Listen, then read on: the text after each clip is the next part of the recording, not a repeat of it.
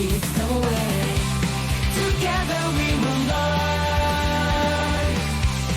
And time so we will turn. Skills for the future.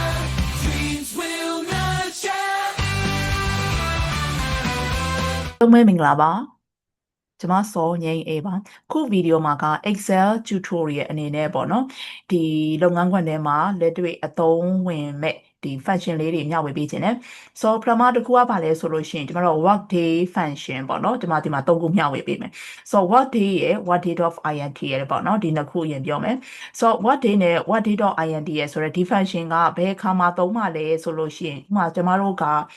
အလုပ်တစ်ခုဖြစ်ဖြစ် project တစ်ခုဖြစ်ဖြစ်စလုပ်တဲ့အခါကြရင်ဥပမာကျွန်တော်တို့ကဥပမာဘယ်နေ့စလုပ်တယ်ပြီးရင်ဘယ်နှစ်ရက်လုပ်မယ်ပေါ့နော်ဆိုတော့ဒီဘယ်နေ့စလုပ်တယ်ဘယ်နှစ်ရက်လုပ်မယ်ဆိုတော့အဲ့နှစ်ချက်သိခဲ့ပြီဆိုလို့ရှိရင်ကျွန်တော်တို့ကဘယ်နေ့မှပြီးမှလဲဆိုတာကိုရှာချင်တဲ့အခါကြရင်ကျွန်တော်တို့သုံးပါတယ်ပြန်ပြောပါမယ်အလုပ် start date ဘယ်နေ့မှာစလုပ်တယ်ပြီးရင်ဘယ်နေ့ရက်လုပ်မယ်ပေါ့တစ်ပတ်လုပ်မယ်10ရက်လုပ်မယ်တစ်နှစ်လုပ်မယ်ပေါ့နော်ဘယ်နေ့ရက်လုပ်မှာလဲဆိုတော့ working day သိဖို့လိုတယ်အဲ့ဒီနှစ်ခုသိပြီဆိုလို့ရှိရင်ကျမတို့ကဒီပြီးမြောက်မဲ့နေ့ပေါ့ end date ကိုရှာတဲ့အခါမှာအသုံးပြုတယ်ဆိုရင်ဥမာ example စကြည့်အောင် start date ကဥမာဒီနေ့ပေါ့နော်6ရက်6လ2025မှာအလုပ်စလုပ်မယ်ဘယ်နေ့ရက်လုပ်မှာလဲဆိုရင် working day က10ရက်ဒါဒီနှစ်ခုကပေးချက်ပေါ့နော်6ရက်6လမှာဇွန်6ရက်နေ့မှာစလုပ်မယ်10ရက်လုပ်မယ်ဆိုတော့ဘယ်နေ့မှာအဲ့ဒီ10ရက်ကပြီးမှလဲဆိုတာလေးကိုကျမတို့ရှာကြည့်ကြရအောင်အဲ့ဒီခါမှာဒီ work day ဆိုတဲ့ function ရဲ့အဓိပ္ပာယ် work day ဆိုတဲ့ function ရဲ့အဓိပ္ပာယ်ဒီ only Monday to Friday ပြောချင်တဲ့အဓိပ္ပာယ်တွေကတစ်ပတ်ကို9ရက်ပဲလုပ်တယ်ဟိုရုံးသမားတွေလို့ပေါ့ only Monday to Friday 9ရက်ပဲအလုပ်လုပ်တယ်ဘယ် function လဲဆိုရင် work day ဆိုတဲ့ function က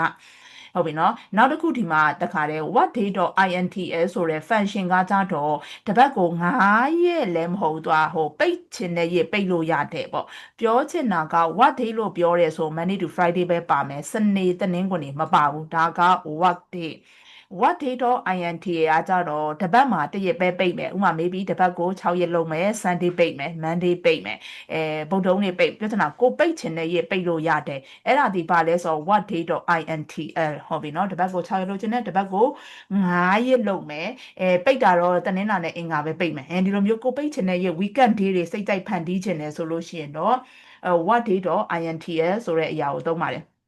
နောက်ဆိုရင်ပထမ function အရင်သုံးကြည့်ကြရအောင်ဆိုရင်ကျမတို့ကဇွန်6ရက်နေ့မှာစလုပ်မယ် working day က10ရက်မှာ10ရက်အလုပ်လုပ်မယ်ပေါ့နော်ဆိုတော့ဒီမှာကျမဒီမှာအဖြေလေးတွေ့ကြရအောင် end date ဘယ်နေ့မှာပြီးမှာလဲဆိုရင်ညာချင်း function နံပါတ်ဒီ work day ပေါ့နော် work day ပြီးဒီမှာပေါ်လာရင်နှစ်ချင်းနှိပ်လိုက်ဒီမှာလည်းပြောထားတယ်နောက်မှထည့်ရမယ်ပါရာမီတာတွေကိုသူကဒီမှာညွှန်ထားပေးပြီးသား start date လို့ပြောရင် start date ရေးထားတဲ့နေရာမှာနှိပ်ပြီးရင်ခေါ်မှာ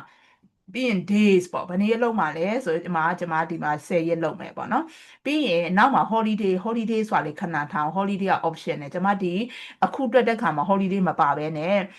ဂျွန်6မှာလုံးမယ်10ရက်လုံးမယ် holiday မပါသေးခဏထားအောင်ပြီးရင်ပါမယ်ပြီးကျွန်မဒီခွန်ပိတ်လိုက်မယ် enter ခေါက်လိုက်မယ်ဆိုရင်သူဒီတဲ့ဘယ်နေ့မှာပြီးမှလဲဆိုဂျွန်20မှာတဲ့သူကတဲ့10ရက်ပြည့်မှာဖြစ်ပါတယ်တဲ့ဟုတ်ပြီနော်ဒီမှာအဖြေထွက်လာတယ်အဲကြောင့်ဒီမှာ without holiday လို့ပြောထား holiday မယူသေးဘူးဆိုရင်ကျမတို့ကဒီအဖြေကိုတစ်ချက်ကြည့်အောင်ကျမ calendar လေးဖွင့်လိုက်ပြီ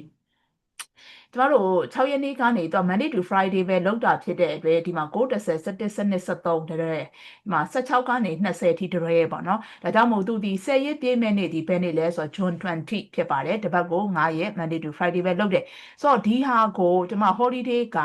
ဒီ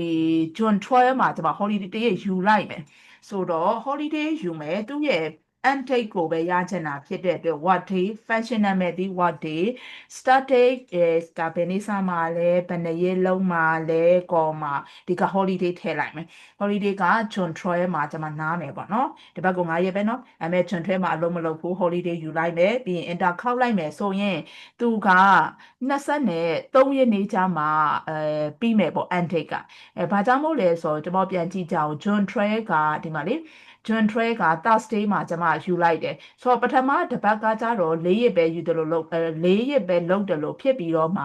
နောက်တစ်ပတ်ကျတော့9ရက်အလုပ်လုပ်တယ်လို့ဖြစ်လိမ့်မယ်ဒီမှာ9ရက်ဒါပေမဲ့ကျွန်မက10ရက်လုံးမှာဖြစ်တဲ့အတွက်စနေတနင်္ဂနွေခံသွားတော့20ရက်နေ့မှာပြီးမဲ့အစား20ရက်နေ့မှာမပြီးဘဲနဲ့နောက်တစ်ရက်ဆို23ရက်နေ့ ဖြစ်သွားတယ်ဒါကြောင့်မို့အခုဒီဒုတိယအဖြစ်ဒီဂျွန်23စာဒီကဖြစ်သွားတယ်ဘာကြောင့်မို့လဲဆိုဂျွန်12ဒီကြာတာလေးနေလဲတွားချနေတယ် holiday လေးယူတယ်ရပြီနော်အဲဒီလိုတွက်တဲ့ခါမှာသုံးတယ်ငယ်ရဆိုနောက်တစ်ခုသွားရအောင်နောက်တစ်ခုက what date of INTL ပေါ့နော်နောက်က INTL လေးပါတယ်ဆိုတော့သူ့ရဲ့အဓိပ္ပာယ်ကကြပါလဲဆိုတဲ့အခါမှာအခုပြောသလိုတစ်ပတ်ကို9ရက်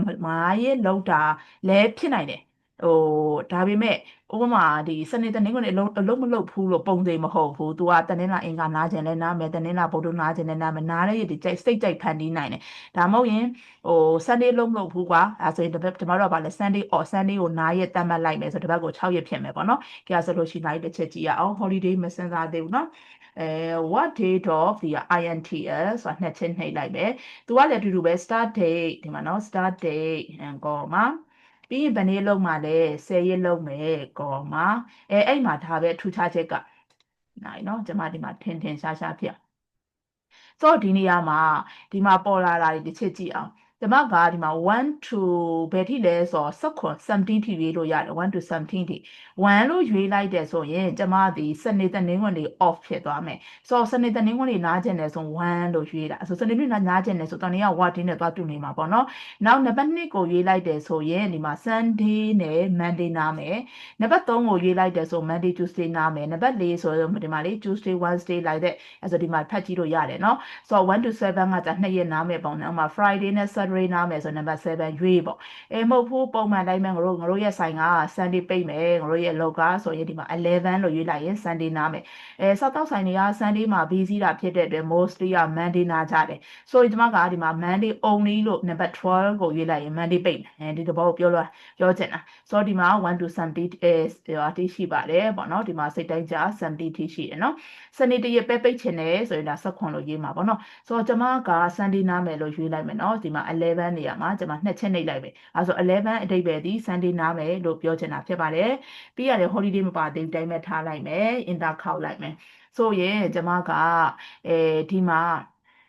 တပတ်ကို6ရက်အလုပ်လုပ်တာဖြစ်သွားမယ်တပတ်ကို6ရက်အလုပ်လုပ်တာဖြစ်တဲ့အတွက်ပုံမှန်9ရက်လုပ်တော့မှ20ရက်နေမှာပြီးပြီမယ်တပတ်ကိုကျမက1ရက်ပို့လုပ်ထားတာဖြစ်တဲ့အတွက်သူက18ရက်နေမှာပြီးသွားတယ်ဟုတ်ပြီနော်ဒါလေးကဘယ်နေ့မှာ what day တော့ I ဒီက holiday တွေထည့်ကြည့်အောင်start date ဒီမှာလုပ်မယ် number of working day ကဒါSunday နားမယ်11 Sunday နားမယ်လို့ပြောတဲ့အတွက်တပတ်ကို6ရက်လုပ်တယ်ဆိုတဲ့အဓိပ္ပာယ်နဲ့အတူတူပဲကောမှာ holiday ယူလိုက်အောင်မယ် holiday ပြီး enter ခောက်လိုက်မယ်ဆိုတော့သူကဒီမှာဘယ်လောက်လဲဆိုရင်ပုံမှန် holiday မယူဘူးဆိုရင်ကျမတို့က18ရက်နေ့မှာပြီးမယ်ပေါ့နော်18ရက်နေ့မှာပြီးမယ် without holiday ဆိုရင် holiday ယူသွားတဲ့အခါကျကျမ1ရက်နောက်ကျသွားတယ်ဒါကြောင့်မို့19ရက်နေ့မှာပြီးမယ်ပေါ့ဒါဆိုရင်အခုမျှဝေခဲ့တဲ့ work day နဲ့ what day တော့ INT ရဲ့ဒီဘယ်အခါမှာသုံးမှလဲဆိုရင် end date ပြီးမြောက်တဲ့နေ့ကဘယ်နေ့လဲလို့သိချင်တဲ့အခါမှာသုံးတယ်ဟုတ်ပြီနော် what day နဲ့ what day တော့ INT ရဲ့ဒီဘယ်နေ့မှာပြီးတယ်လဲပြီးမြောက်မဲ့နေ့ကိုသိချင်တဲ့အခါမှာသုံးတယ် what day ကကြတော့ only Monday to Friday ပဲအလုပ်လုပ်တယ်စနေတနင်္ဂနွေနားတယ် what day တော့ INT ရဲ့ကကြတော့သူ customize weekend ကိုစိတ်ကြိုက်ပေးလို့ရတယ်တစ်ကနေ16ထိရွေးချယ်ပိုင်ခွင့်ရှိတယ်ဟုတ်ပြီနော်တပတ်ကို2ရက်ပဲပိတ်တပတ်ကို1ရက်ပဲပိတ်1ရက်တည်းကစနေတနင်္ဂနွေမှာမဟုတ်ကြိုက်တယ်လို့ပိတ်လို့ရတယ်ဟုတ်ပြီနော်ဒါဒီ what day တော့ INT ရဲ့စနောက်တစ်ခုသွားအောင်ဆို now the network day အဲ့ဆိုဒီ network day ဆိုတဲ့ function ကကြတော့မတူဘူးကျမတို့ကပြီးခဲ့တဲ့ what day တော့ကကြတော့ start date နဲ့ working day ကိုသိမှပေးထားမှ end date နှစ်ခုပေးထားမှ end date သိမှာဆိုတော့သူကပြောင်းပြန် network day ကကြတော့ start date နဲ့ end date ကိုပေးထားရမယ်ဘယ်နေ့စမယ်ဥမာငါတို့ရဲ့ project ကဘယ်နေ့စမယ်ငါတို့ရဲ့ project ကဘယ်နေ့ပြီးမယ်ကွာဆိုတာစတဲ့နေ့နဲ့ပြီးတဲ့နေ့နဲ့ပေးထားပြီးတော့မှအဲ့ဒီကာလအတော်အတွင်းမှာဘယ်နှစ်ရက်အလုပ်လုပ်ခဲ့တယ်လဲဆိုတော့ working day ကိုရှာချင်တဲ့အခါမှာသုံးတာဖြစ်ပါတယ်ဟုတ်ပြီနော်ဆိုတော့ working day ကိုရှာချင်တဲ့အခါမှာသုံးတဲ့ network day ဆိုတဲ့အရာကဆိုရင်ညီများချင်း network day ဒီမှာလည်း INT ရပါတယ်နော်ဆိုရင်ကျွန်မက network day ဆိုတာလေးကိုရွေးလိုက်မယ်ရေးပြီးတော့သူကဒီမှာပါတယ် start date ကောမှာ end date ဆိုတော့ကျွန်မကဒီ6လပိုင်း6ရက်နေ့စမယ်20ရက်နေ့မှာကျွန်မပြီးမယ် holiday မယူသေးဒါလေးပဲထားလိုက်မယ်နော်ဆိုရင်တပတ်ဒီအလုပ်လုပ်တဲ့ရက်ပေါင်းဂျွန်6ရက်ကနေစလုပ်တဲ့ဂျွန်20မှာဒီမှာ network day ရိုးရိုးလေးပဲရှာတာဖြစ်တဲ့အတွက်တပတ်ကို9ရက် အလုပ်လုပ်တာဖြစ်တဲ့အတွက်သူဒီ17ရက်ပဲအလုပ်လုပ်တယ်ဆိုတော့ဒီမှာ number of working day ထွက်ခဲ့တာဖြစ်တယ်ဒီမှာ holiday မယူဘူးဟုတ်ပြီနော်ကဲဟုတ်ပြီဒီတစ်ခါကျွန်မက what day ပဲရှာလိုက်မယ်ပြီးရင် start date and day holiday တရက်ယူလိုက်မယ်ဒါလည်း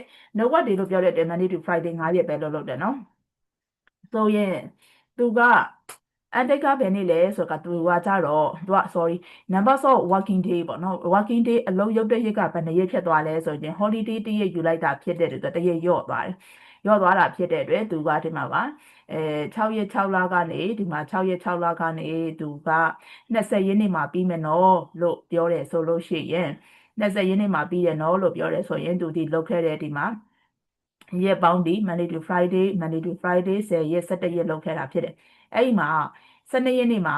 နားမယ်လို့ပြောတဲ့အတွက်သူလုပ်တဲ့ရက်ကသူ17ရက်မဟုတ်တော့တရက်လျော့သွားတယ်ဆိုတော့10ရက်ဖြစ်သွားတယ်ပေါ့နော်ဆိုတော့ဒါက what day ထိုနည်း၎င်းပဲကျွန်မဒီဘေးလေးမှာပဲရေးလိုက်တော့မယ် what day တော့ int ရဒါလည်းရှိရပဲwhat day တော့ int ရတပတ်မှာ9ရက်မဟုတ်တော့ဘူးကြိုက်တယ်လို့ပေါ့နော်6ရက်ပိုင်းယူရဗီလို့လည်းရတယ်ဆိုတော့ကျွန်မကသူကတော့အတူတူပါပဲ start date end date ဘယ်နေ့မှနားပါတယ်ပေါ့နားမဲ့ရက်လေးလုပ်ပေးရတယ်ဒီမှာကိုကြိုက်တာရေးလို့ရတယ်เนาะညံရှိတယ်လို့သုံးပါကျွန်မက Sunday ပိတ်မယ်ဒါပဲ holiday နောက်တစ်ခုမှတွေ့ပြီเนาะဆိုရင်ဒီမှာကတပတ်ကို6ရက်လောက်တာဖြစ်တဲ့အတွက်သူက working day ကဒီကာလတော့ဒီကာလပဲ start date က end date ကတပတ်ကို6ရက်ဖြစ်တဲ့အတွက်ဒီမှာအလုပ်က17ရက်အစား2ရက်ပို့သွားတော့13ရက်ဖြစ်သွားပါတယ်ပေါ့နော်ဒီလိုမျိုးလေးတွေရှိပါတယ်ဒါကဘယ်နှစ်ရက်လဲဆိုတဲ့အရာကိုဒီမှာ INTL เนาะ start date, end date, Sunday နားမယ် holiday လည်းယူအောင်မယ်ပြီးရင်ဟုတ်ပြီအဲဆိုလို့ရှိရင်ပုံမှန်လောက်တာထက်စာရင်2ရက်တစ်ပတ်မှာ1ရက်တစ်ပတ်မှာ1ရက်ပို့လောက်တဲ့သဘောပေါ့နော်ဒါလေးတွေပို့လာတယ်အဲ့ဒီနေရာမှာကျမတို့က what day ကိုရှာတဲ့ခါကျရင် start date end date နှစ်ခုပေးရမယ်เนาะထွက်လာတဲ့ဖြေက day ထွက်တယ်เนาะတတိထားထွက်လာတဲ့ဖြေက day ဒီမှာကြတော့ start date နဲ့ day နဲ့ပြီးတော့ထွက်လာမယ့်ဖြေက end date အဲ့ဒါလေးသိဖို့လိုအပ်ပါတယ်ဒီမှာတစ်ချက်ပြောချင်တာကကျမတို့ကတကယ်လို့များဒီနေရာမှာပေါ့နော်ဒီလိုအဖြေကြီးထွက်နေခဲ့တယ်ဆိုဟာဒါက date ဆိုတာကိုသိဖို့လိုတယ်ဆိုတော့ဆိုရင်မလို့မှာကျမတို့ကဒီနေရာမှာ date format လေးချိန်ပေးပါပေါ့နော်အဲ့ဒါလေးမှားခြင်းတယ်ထိုနည်း၎င်းပဲကိုကရှင်းရှင်းလင်းလင်းသိဖို့လိုတယ် what day ဆိုတာဒီ all start date နဲ့ end date ပေးထားတယ်ငါ number of working ကကြ date မဟုတ် day ထွက်လာအဲ့ဒါသတိထားဟုတ်ပြီနော်ကြည့်ရဆိုလို့ရှိရင်ဒီဗီဒီယိုထဲမှာကိုယ့်ရဲ့အလုပ်နဲ့ပတ်သက်ပြီးတော့မှဘယ်နည်းလုပ်တယ်လဲဘယ်နည်းပြီးမြောက်တယ်လဲဒါမှမဟုတ်ဘယ်နည်းပြီးမှလဲဆိုရင်ကျွန်မဒီဗီဒီယိုလေးကို summarize ပြန်လုပ်မယ်what day နဲ့ what day.int ရဲ့ဒီ start date နဲ့ working day ကိုပေးထားရမယ်ရှာချင်တာဘာကိုရှာချင်တာလဲဆိုတော့ end date ကိုရှာချင်တဲ့အခါမှာသုံးတယ်ဘယ်တော့အလုပ်မှတ်ပြီးရင်ဒီ what day နဲ့ what day.int ရဲ့ဘာကွာလဲwhat day ဒီ Monday to Friday 9ရက်ပဲလုပ်ပြီးတော့မှ what day.int ကကြတော့ customer weekend တပတ်ကို9ရက်လုပ်လဲရတပတ်ကို6ရက်လုပ်ရင်လည်းရတယ်ဟုတ်ပြီနော်အဲ့ဒီခါမှာဒါက what day.int နောက်တစ်ခုကကြတော့ what day နဲ့ what day.int ပေါ့နော်ဆိုသူကကြတော့ start date နဲ့ end date ပေးထားရမယ်ထွက်လာတဲ့အဖြေကဘာလဲဆိုတော့ date မဟုတ်ဘူး working day ဘယ်နည်းလုပ်တယ်လဲဆိုတော့ဖြေထွက်လာပါတယ်ဆိုတော့သူ့မှာလည်း what day ရှိတယ် what day.int ရှိမယ်ပေါ့နော်တပတ်ကို9ရက်ပဲလုပ်သလားဒီ INT ရမပါခဲ့ဘူးဆိုရင် only Monday to Friday ပဲအလုပ်လုပ်တယ်ပေါ့နော်ဆိုတော့ဒါတွေတစ်ချက်ပြန်ပြီးတော့မှစမ်းကြည့်ပါကိုယ့်ရဲ့လက်တွေ့မှာလည်းပြန်ပြီးတော့သုံးကြည့်ပါပေါ့ဒီလိုမျိုးဗီဒီယိုလေးတွေကိုစစ်ပြီးလေ့လာခြင်းနဲ့လေးကို like and follow subscribe လုပ်ထားနေပြီးဖို့တောင်းဆိုချင်ပါတယ် bye for now see you next video ပါ Let's go to Santorin.